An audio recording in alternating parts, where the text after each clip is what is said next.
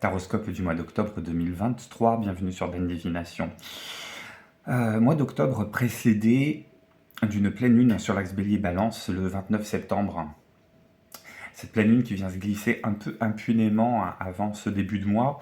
Alors pour moi déjà ça sonne le départ de votre taroscope. Mais je pense que le message qui est envoyé par cette pleine lune n'est pas anodin. Qu'elle vienne se glisser impunément, c'est très énergie balance, le fait d'arriver et de poser de manière très douce, très pacifique, un message qu'on va aller explorer d'ailleurs, et de manière aussi très impulsive, très énergie bélier, sans trop nous demander notre avis, en nous disant voilà, il y a un nouveau mois qui se lance, message global qui va être destiné pour chacun d'entre nous, c'est le résultat gagnant-gagnant est en vue avec cette carte. Qu'est-ce que c'est un résultat gagnant-gagnant est en vue? Et d'ordinaire, je vois toujours chaque pleine lune comme étant un moment de tension, un moment d'opposition, un moment où ça tire côté énergie d'un côté, et puis il y a le répondant qui est en face. Et avec des signes comme le bélier et la balance, pour moi, cette tension est diminuée, parce que le bélier ne reste pas très souvent en tension, même si on pense que c'est un signe qui est très dynamique, c'est un signe qui sait quand même donner sa direction et qui y va. Et en face, la balance est toujours un petit peu plus posée, elle cherche à l'équilibre, elle cherche à rééquilibrer des choses qui ne le sont pas, elle cherche à arrondir les angles, et pour moi, ça atténue beaucoup ce côté tension. Et on a les plateaux de la balance sur cette carte, et on ne voit pas l'épée qui va avec, l'épée qui tranche, parce que pour moi, les plateaux de la balance, ça me fait beaucoup penser à l'arcane majeur de la justice. Sur la justice, on a les plateaux de la balance, avec cette dame très posée qui vous fixe du regard, y compris avec son troisième œil, et qui brandit son épée parce qu'elle va trancher sur quelque chose qui a besoin d'être tranché. Donc c'est justement faire céder une forme de tension en séparant ce qui doit l'être. Et j'entends que sur cette pleine lune, en fait, on vous demande de trancher et d'un côté laisser partir ce qui s'en va. On ne va pas courir derrière la brebis égarée, surtout quand celle-ci dépense son énergie à ce que vous couriez derrière elle. Et on va plutôt centrer son énergie sur quelque chose de très délimité, quelque chose au contour très net, tout autour de soi, avec les projets qu'on a envie de mener à terme, les situations qu'on a envie de voir se développer, les relations qu'on a envie de faire fructifier. Et j'entends que sur cette pleine lune, on n'a plus envie de donner d'énergie ou de consacrer d'énergie à ce qui n'en vaut pas le coup. Donc on laisse un petit peu partir les situations sur lesquelles on n'a plus besoin de se concentrer, soit parce qu'elles partent de leur belle mort, c'est l'automne, les feuilles tombent des arbres, ça ne sert à rien de lutter contre, soit parce que en face de vous, que ce soit professionnellement, relationnellement, sentimentalement, on sent très bien qu'on a beau déployer des monceaux d'énergie, on n'arrivera pas à ramener une forme de calme, une forme de paix, une forme d'équilibre. Donc c'est un peu laisser partir ce qui s'en va et se concentrer sur ce qui amène plus de rayonnement, plus de stabilité, plus de sérénité. Je vais tirer deux arcanes majeures justement pour voir ce qu'il faut laisser partir et ce sur quoi il faut se focaliser en fait, tous signes confondus. Et j'embrayerai sur la lecture du signe solaire pour ce mois d'octobre. Alors signe solaire mais aussi signe lunaire ou signe à l'ascendant. Je passerai en revue les 12 signes du zodiaque.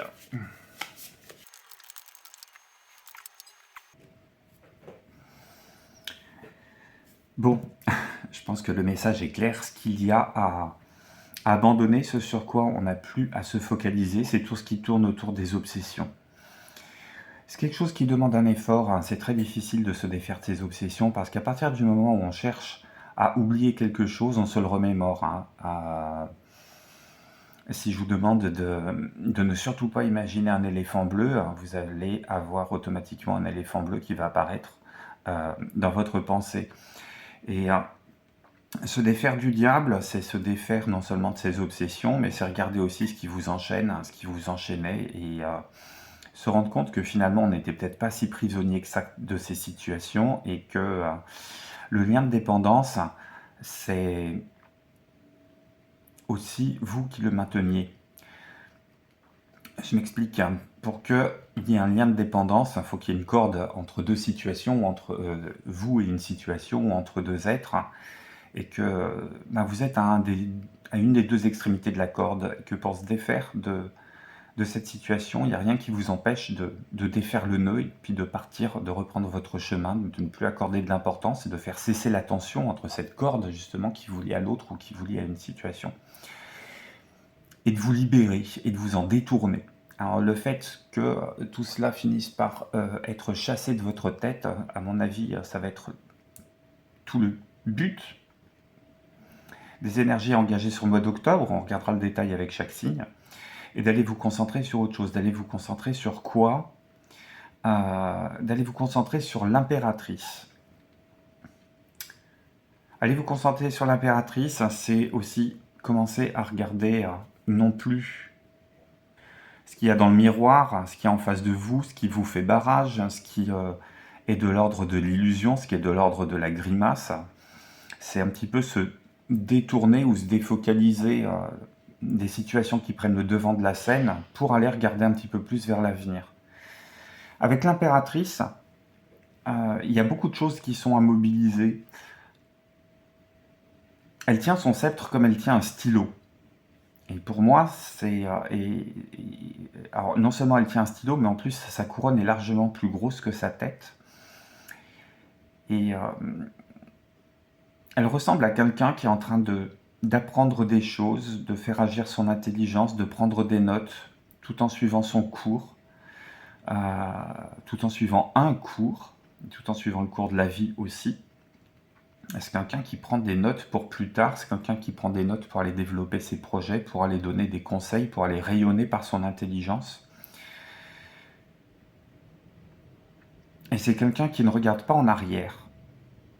C'est quelqu'un qui a détourné son regard pour aller se focaliser sur autre chose, pour aller se focaliser sur ses pensées, sur ce qu'elle écrit, sur ce qu'elle pense, et son stylo est pointé aussi sur son ventre à côté de qui elle tient son aiglon, et pour moi, l'impératrice est enceinte. Donc c'est aller se focaliser sur des nouveaux projets, des projets futurs. Et peut-être que c'est ça aussi. Alors, l'analogie que je vais prendre est très symbolique, donc il ne faut pas prendre nécessairement ce que je vais dire au pied de la lettre, mais pour moi, le diable avec ses personnages nus, et sa nudité aussi, très androgyne, très dans le regard de moi, très dans l'agitation aussi, puis l'envie de faire naître le désir, la confusion, l'androgynie, quelque chose qui n'est pas clair, quelque chose qui est confus, quelque chose qui est fouillis, quelque chose qui tape sur les sens, sur le tactile.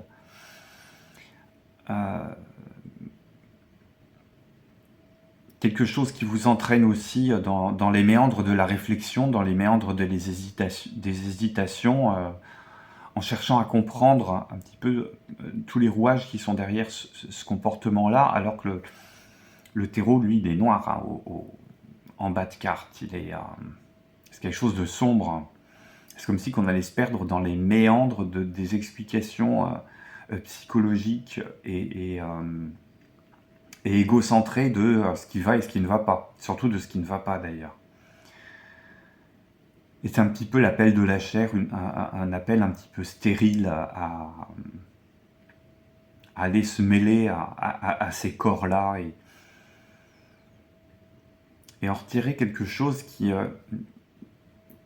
n'atteint pas nécessairement le divin, le supérieur, le connecté, parce que quand on regarde les cornes des deux personnes là qui sont liées, mais quand on regarde aussi les cornes du diable, on n'est pas tellement connecté à plus haut.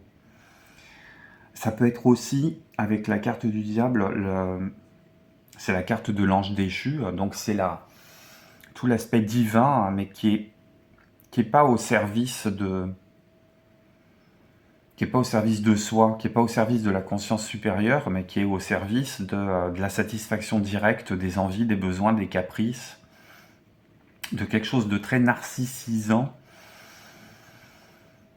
et de très illusoire, en fin de compte. Parce qu'on finit toujours par se perdre dans ce labyrinthe qui cherche à expliquer, qui cherche le pourquoi du comment. On abandonne un petit peu les énergies du mois dernier sur avoir raison, avoir le dernier mot, chercher à comprendre, aller encore plus loin dans le détail. On abandonne un petit peu tout ça, on se tourne aujourd'hui vers quelque chose de plus mature et de plus responsable. C'est comme si que cette pleine lune était en train de vous dire, ok, tu passes d'une situation un petit peu de débauche stérile à une situation où quelque part on attend un enfant. On est en gestation de quelque chose. On est en gestation de quelque chose qui fait appel au féminin. Alors ce qu'il y a à l'intérieur, on ne sait pas encore ce que c'est. Par rapport à l'androgynie de la carte du diable, dans le ventre de l'impératrice, on ne sait absolument pas si c'est un garçon, si c'est une fille. On sait juste qu'il y a un projet en gestation sur lequel on est en train de prendre hauteur, recul, intelligence, connaissance, et on est en train de se tourner vers l'avenir, on est en train de planifier quelque chose. Donc on passe d'une situation de stérilité à une situation de gestation qui va finir par aboutir. Alors est-ce que c'est sur ce mois d'octobre, est-ce que c'est sur après le mois d'octobre? On verra plus tard suivant les signes de chacun, mais il y a quelque chose de nouveau qui va poindre le bout de son nez tôt ou tard, sur lequel on vous demande de prendre, c'est ça, hauteur, maturité, prendre des notes, de faire agir votre intelligence, d'aller sur le monde, sur le terrain de la connaissance, sur le terrain du savoir. C'est engranger du savoir par rapport à quelque chose qui est absolument pas en lien avec le passé, qui est en lien avec la nouvelle personne que vous avez envie de devenir, des nouvelles énergies que vous avez envie de faire fructifier, qui ont envie de voir le jour aussi. Parce que quand on est enceinte, soit on l'a décidé, soit c'est le fruit du hasard, et comme il n'y a pas de hasard, l'idée c'est de se dire, et maintenant qu'est-ce que je vais faire de tout ça? Qu'est-ce qui va changer dans ma vie? Qu'est-ce qu'il va falloir que je modifie dans mon environnement proche pour accueillir cette nouveauté? À mon avis, cette nouveauté, c'est une nouvelle version de vous.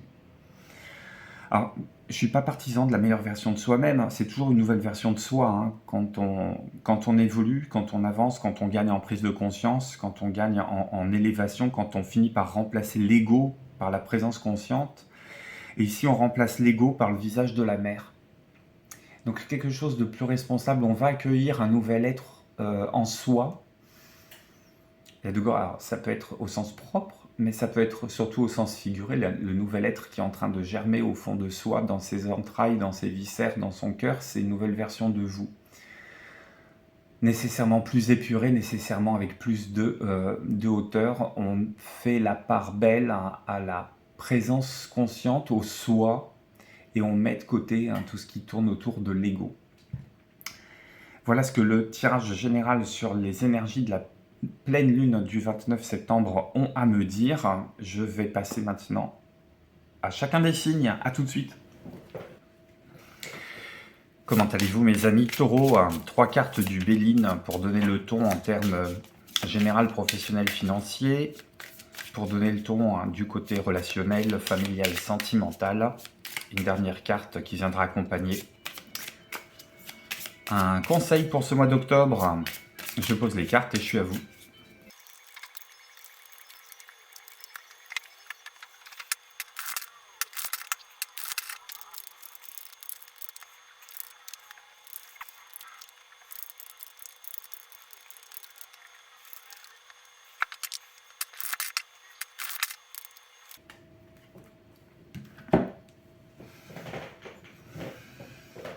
Alors mes amis taureaux, sur ce mois d'octobre, des bons imprévus vont arriver. Des bons imprévus vont arriver.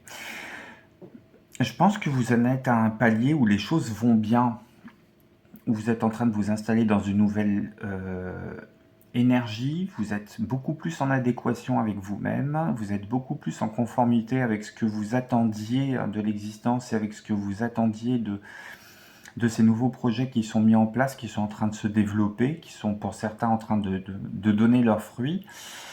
Mais la situation n'est pas parfaite. Pourquoi est-ce que la situation n'est pas parfaite? Parce que vous n'arrivez pas à vous installer, vous n'arrivez pas à incarner les choses en fait. C'est comme si il vous manquait le mode d'emploi du bonheur, alors que toutes les conditions sont réunies.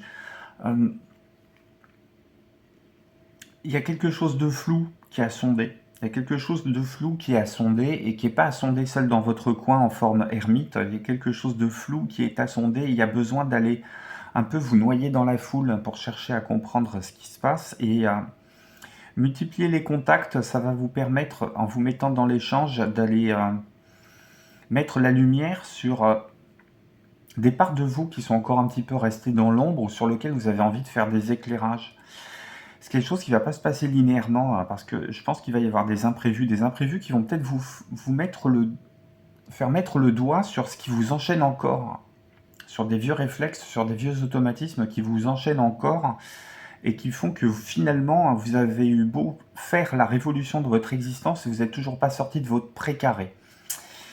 Vous allez finir le mois d'octobre, à mon avis, en prenant conscience que quelque chose de plus profond qui a changé chez vous, qui a modifié chez vous, sur le dos de deck du Béline, j'ai quand même la carte du despotisme, on est encore un petit peu enchaîné avec quelque chose, elle me fait énormément penser à la carte du diable qu'on a eu dans le tirage général, et que quelque chose va se passer, plusieurs choses vont se passer dans le mois d'octobre.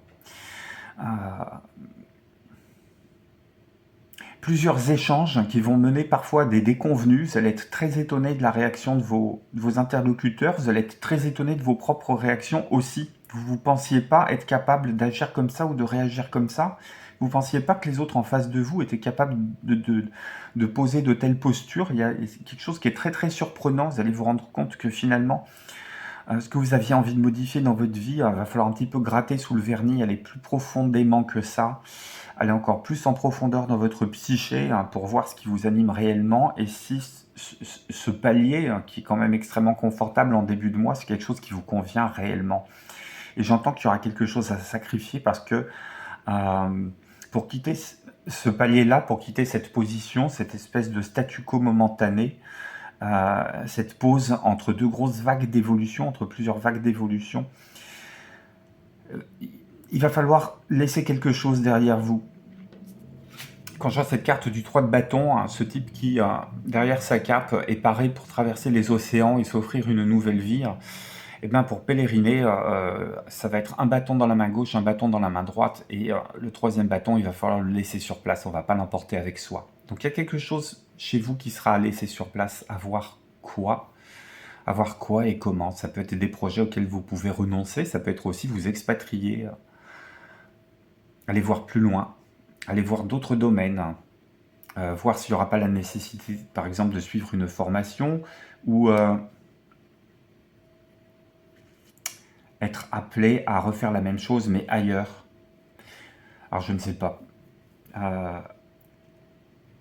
Peut-être que vous avez une profession indépendante, que vous tenez, je ne sais pas, un salon ou un type de soin, où vous exercez un type de soin, et puis finalement la clientèle n'est pas au rendez-vous, mais peut-être parce que vous n'êtes pas au bon endroit, et dans ce cas-là, on va vous demander de vous déraciner pour aller faire quelque chose d'identique, mais plus loin.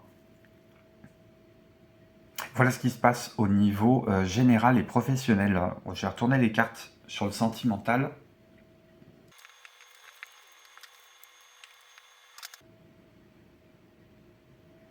J'ai deux lectures possibles. Première lecture possible, soit on se bat pour faire perdurer une histoire.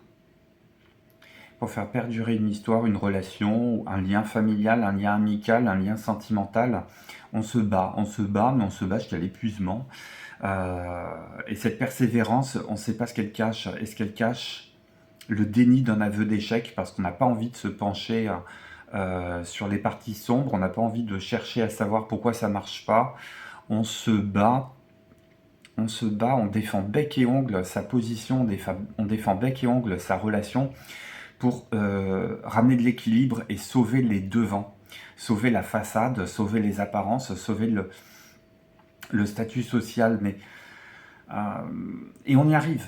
On y arrive parce qu'on a la foi chevillée au corps, on y arrive parce que on arrive à faire taire ses doutes, on arrive à faire taire ses peines, mais on ne fait pas intervenir le cœur pour ça, on fait intervenir le mental. On fait intervenir le mental. Première lecture. Deuxième lecture, vous n'avez personne, vous êtes en début de relation et ça va tranquille. Ça va tranquille, mais ça va tranquille, mais c'est fatigant. Ça va tranquille, mais c'est fatigant d'être célibataire, c'est fatigant de papillonner. C'est fatigant de mettre son mental au service de calmer ses angoisses, on y arrive bien. Et est-ce qu'on ne s'interdit pas de rêver plus grand? Est-ce qu'on ne s'interdit pas de rêver plus haut en termes de cœur? Parce que pour rêver à une belle relation, il faudrait là aussi aller sonder dans les profondeurs de son âme et on n'a peut-être pas envie de le faire. On a envie de laisser la poussière sous le tapis, on n'a pas envie de faire cette espèce de grande lessive affective pour savoir où sont les blocages de ce côté-là. Et on ne se rend pas compte qu'il y aurait une autoroute beaucoup plus douce, pavée d'un meilleur asphalte, sur laquelle on aurait une belle vitesse de croisière et on pourrait attirer à soi des gens qui ont le même type d'énergie, mais comme on n'a pas envie de se pencher et de mettre la lumière sur ces zones d'ombre-là, ben on continue à cheminer sur un chemin caillouteux et à gaspiller son énergie à mettre des petits patchs sur son cœur en se disant bon bah c'est comme ça, pour le moment ça marche, pour le moment ça arrive à me faire guérir, pour le moment j'y trouve mon équilibre. Mais est-ce que tout ça va pas être passé à la moulinette parce qu'on aura envie à un moment de passer à un palier supérieur en termes de relations?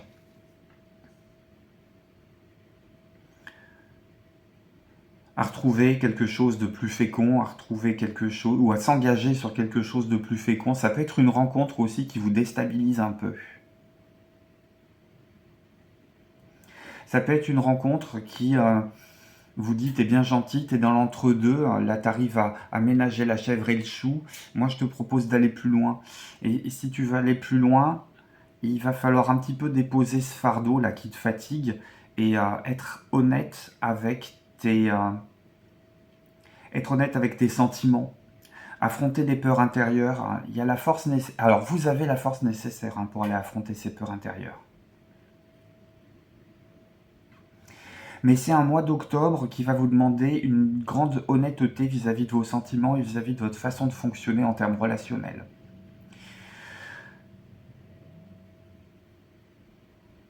Ça peut être un mois de guérison.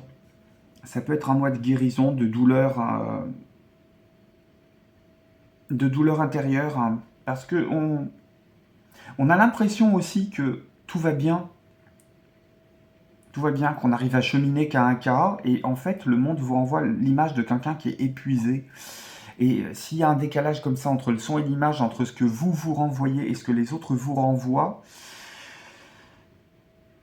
c'est parce qu'il y a toujours cette histoire de poussière sous le tapis, il y a toujours cette histoire de côté un petit peu entêté, de côté j'ai pas envie d'aller voir ce qui ne va pas, j'ai pas envie de me confronter à mes peurs, j'ai pas envie de me confronter à mes monstres intérieurs, et pourtant c'est quelque chose qui vous guérirait parce que vous avez, à partir du moment où vous ouvrez la boîte à Pandore, vous avez quand même cette vue parfaite, cette clarté d'esprit sur ce qui vous cause du désarroi, sur ce qui vous empêche de dormir, sur ce qui fait que vous n'êtes pas finalement... Vous répondez pas à l'écho qui bat à l'intérieur de votre cœur, il manque quelque chose. Ce quelque chose, c'est aller mettre à jour ce qui fait vos nuits blanches. Aller remonter à la surface les monstres qui vous hantent un petit peu. Et à ce moment-là, à mon avis, il y aura une guérison assurée. Ça peut être un joli mois d'introspection côté cœur, mais qui va vous demander une grande authenticité. Qu'est-ce qu'on a pour clôturer ça? Ouais, quelque chose qui change là. J'ai la tour, j'ai la carte de l'accident, il y a quelque chose qui... Et là aussi, on vous demande aussi d'arrêter les faux semblants finalement. J'ai le trésor du dragon sur la carte 12. Quelque chose qui peut être très mystique hein, sur ce mois-ci, mais qui va vous demander une grande authenticité. Une grande authenticité. Les imprévus qui vous rentrent dedans, les situations qui ne collent pas au scénario et auxquelles vous êtes confronté, où vous devez réagir hein, comme ça au débeauté, ne sont pas là pour vous mettre des bâtons dans les roues, elles sont là pour vous empêcher de prendre des directions qui seraient erronées. Elles sont là aussi pour que vous alliez tâter d'un petit peu plus près votre authenticité et de laisser tomber les masques, d'arrêter de jouer les rôles qui font que ça va bien au niveau social, mais que ça va mal une fois que vous êtes dans l'intimité avec vous-même ou dans l'intimité avec un ou une partenaire. Et j'entends que ce mois d'octobre, il vous protège aussi. Il vous protège, mais il ne vous protège pas en vous mettant du baume là où c'est blessé. Hein. Il vous protège en faisant exploser les situations hein, qui sont pas, qui vous apporteraient pas du bien à terme. Donc c'est un mois de rééquilibrage. Donc accueillez les défis pour ce qu'ils sont, c'est-à-dire quelque chose, une opportunité formidable qui vous permettrait de vous repositionner en étant nettement plus authentique et en étant nettement plus fidèle avec vous-même, nettement plus fidèle à vous-même et finalement, par ricochet, fidèle aux autres. Voilà ce que me disent les cartes pour vous, mes amis taureaux. Je vous embrasse, prenez soin de vous. Un pouce, un commentaire pour me dire comment tout ça, ça interagit avec votre vie. Et je vous dis à très bientôt sur la divination. Je vous embrasse, bye bye.